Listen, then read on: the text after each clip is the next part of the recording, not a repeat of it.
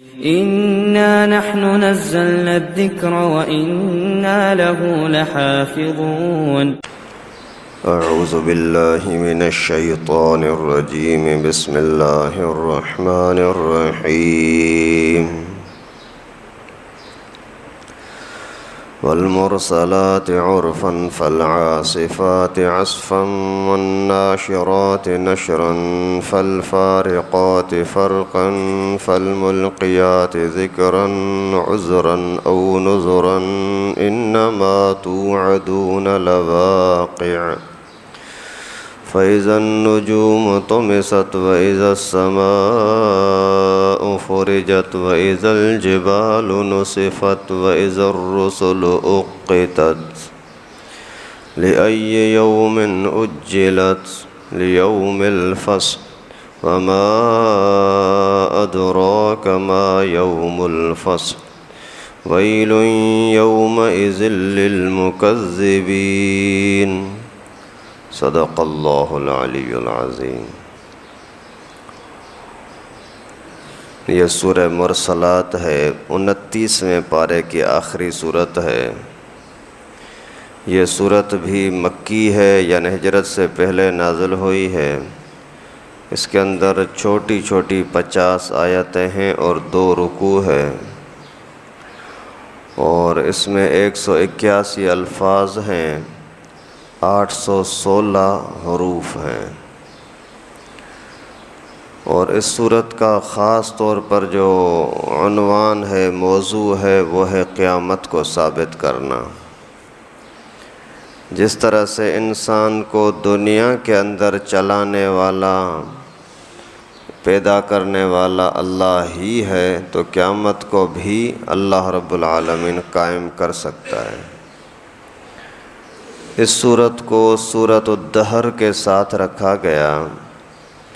سورہ دہر کے اندر اس بات کا ذکر تھا کہ کافر بہرحال عذابوں میں جائیں گے اور ایماندار لوگ جنت کی نعمتوں سے مالا مال ہوں گے. تو اس بات کو پھر سمجھانے کے لیے کہ اتنی یہ نظام کس طرح سے ہوگا، اللہ تعالیٰ نے اس صورت کے اندر تھوڑی سی وضاحت فرمائی. سب سے پہلے ہواؤں کا تذکرہ فرمایا کہ ہوائیں کیا کرتی ہیں. جب آپ کے سامنے روزمرہ میں دیکھنے میں آنے والی چیز ہوا، جب اس کے ذریعے سے اتنا بڑا کام ہو سکتا ہے کہ پوری دنیا کا نظام تبدیل ہو جاتا ہے، تو پھر اللہ رب العالمین قیامت کو بھی اسی طرح سے قائم کر سکتے ہیں. والمرسلات عرفا، ان ہواؤں کی قسم ہے جو نرمی کے ساتھ چلنے والی ہیں. فالعاصفات عصفا، ان ہواؤں کی قسم جو تیزی کے ساتھ آندھی بن کر چلنے والی ہیں. والناشرات نشرا، ان ہواؤں کی قسم جو بادلوں کو آسمان میں پھیلانے والی ہیں.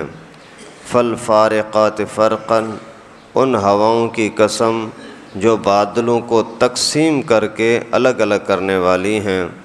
فالملقیات ذکرا، ان ہواؤں کی قسم جو نصیحت ڈالنے والی ہیں. عذرا او نذرا، عذر کو دفع کرنے والی اور ڈرانے والی ہوائیں ہیں، ان کی قسم. انما توعدون لواقع، کہ یقینی بات ہے جس چیز کا تمہارے ساتھ وعدہ ہو رہا ہے یہ پکا یقیناً واقع ہونے والی ہے. یہاں اللہ تعالیٰ نے ہوا کے مختلف حیثیتوں کی قسم کھا کر کے یہ بات بیان کی کہ قیامت یقینی ہے.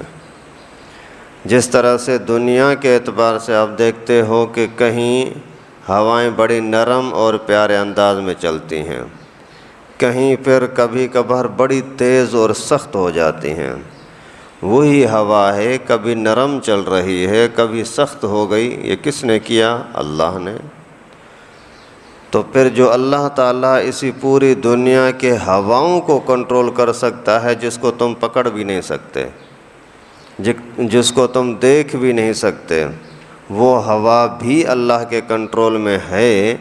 تو قیامت بھی اللہ تعالیٰ کے لیے پیش کرنا، واقع کرنا کوئی مشکل نہیں ہے۔ فالعاصفات عصفا، اور یہی ہوا کبھی کبھار بڑی تیز ہو جاتی ہے، گھروں کو گرا دیتی ہے، مٹی کو اڑانے لگتی ہے، پہاڑوں تک اڑ جاتے ہیں، اور آپ کی چھتیں اڑ جاتی ہیں، اور طوفان آ جاتا ہے۔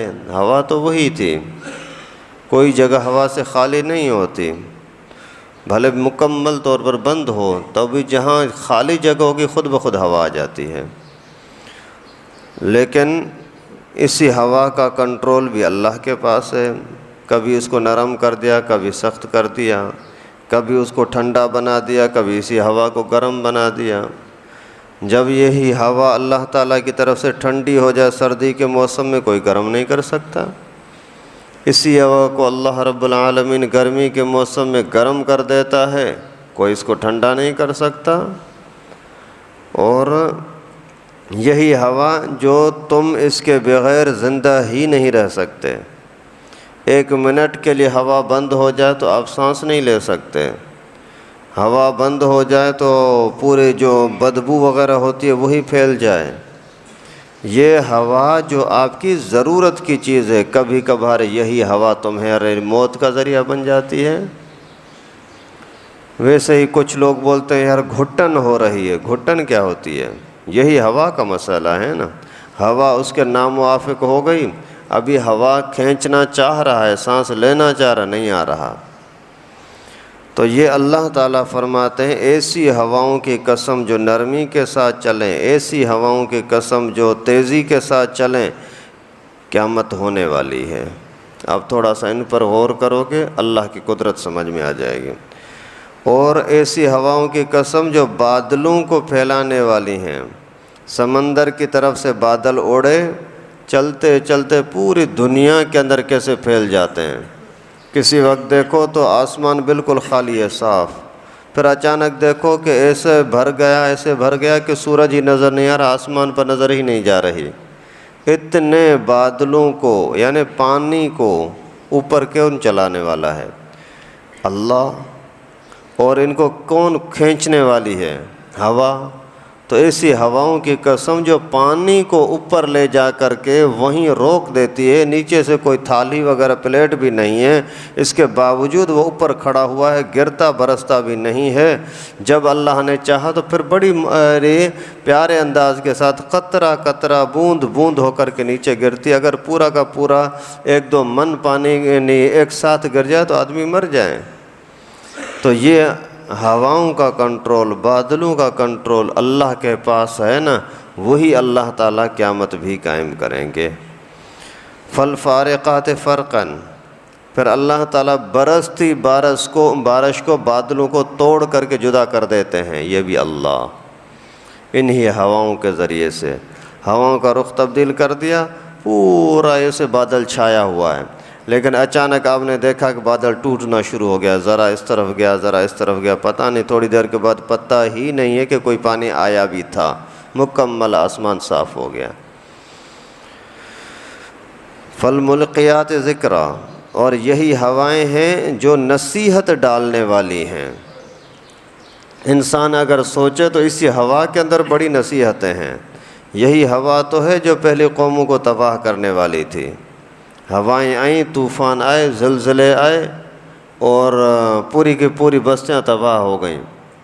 تو ان ہواؤں کے ذریعے سے آدمی نصیحت بھی حاصل کر سکتا ہے کہ اسی ہی ہوا کے اندر مختلف ہوائیں ہیں، بدبودار ہوا بھی ہے، سخت ہوا بھی ہے، میٹھی ہوا بھی ہے، آکسیجن بھی ہے، ہائیڈروجن بھی ہے، یہ ساری ایک ٹائم پر ساتھ ساتھ چل رہی ہیں، لیکن اللہ تعالیٰ نے ان کے نظام کو کس طرح چلا رہے ہیں، یہ تمہارے لیے نصیحت ہے۔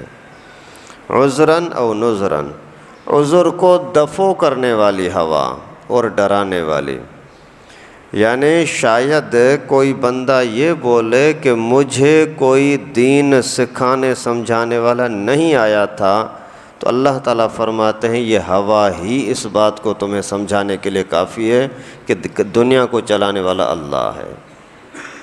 اور کوئی آپ کو دلیل نہ ملے، کوئی مولوی صاحب، کوئی دیندار آپ کو قرآن نہ سنائے، حدیث نہ سنائے، لیکن صرف اتنا کہ آپ اللہ کی نعمتوں میں سے صرف ہوا پر نظر ڈالو نا تو بھی آپ کے عذر کو دفع کرنے کے لیے کافی ہے۔ قیامت کے دن اگر کسی نے بولا پتہ نہیں تھا تو اللہ تعالیٰ کی طرف سے جواب ملے گا کہ تو نے ہوا کو کبھی دیکھا تھا؟ ہاں دیکھا تھا۔ اچھا ہوا بادلوں کو چلاتی تھی؟ ہاں چلاتی تھی۔ اور ہوا کبھی نرم کبھی سخت ہوتی تھی؟ جی ہاں ہوتی تھی۔ تو نے ہوا سے کبھی فائدہ لیا تھا؟ ہاں۔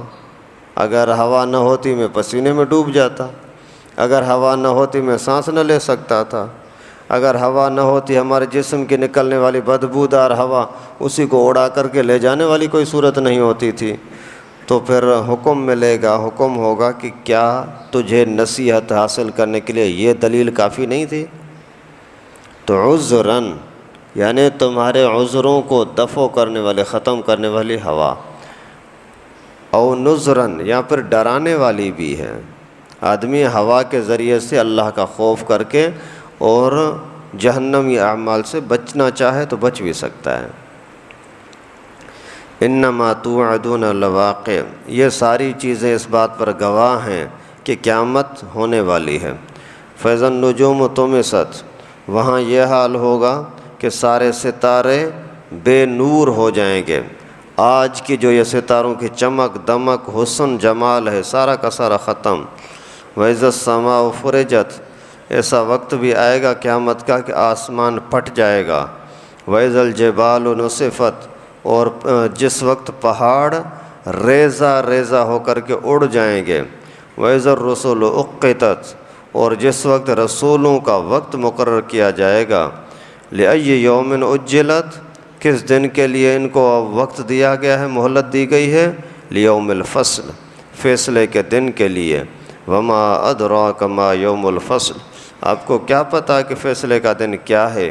وَيْلٌ يَوْمَئِذٍ لِّلْمُكَذِّبِينَ، بڑی تباہی ہوگی اس دن دین کو جھٹلانے والوں کے لیے۔ یہاں اللہ تعالیٰ نے قیامت کا کچھ تھوڑا سا منظر بیان فرمایا کہ یہ ستاروں کی چمک دمک بھی ختم ہو جائے گی، آسمان پھٹ جائیں گے، پہاڑ ریزہ ریزہ ہو جائیں گے، رسولوں کو وقت مقرر کر دیا جائے گا۔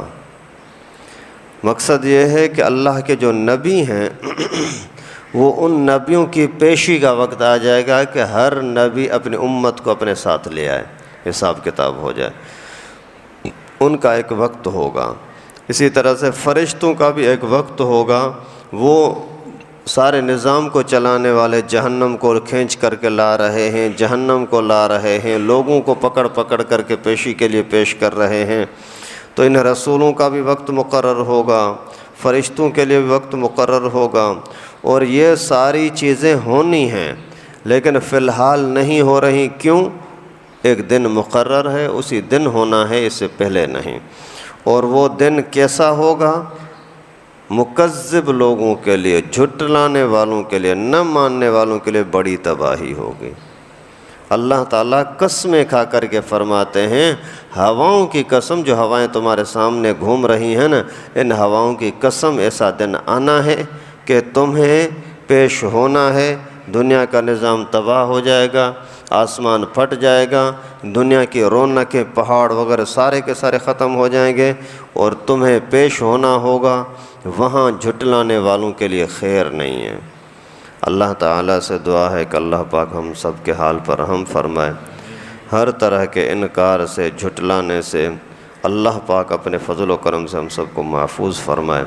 وآخر دعوانا ان الحمدللہ رب العالمین۔ لائک کریں ہمارے چینل کو اور سبسکرائب کریں اور بیل آئیکن کو دبانا نہ بھولیں۔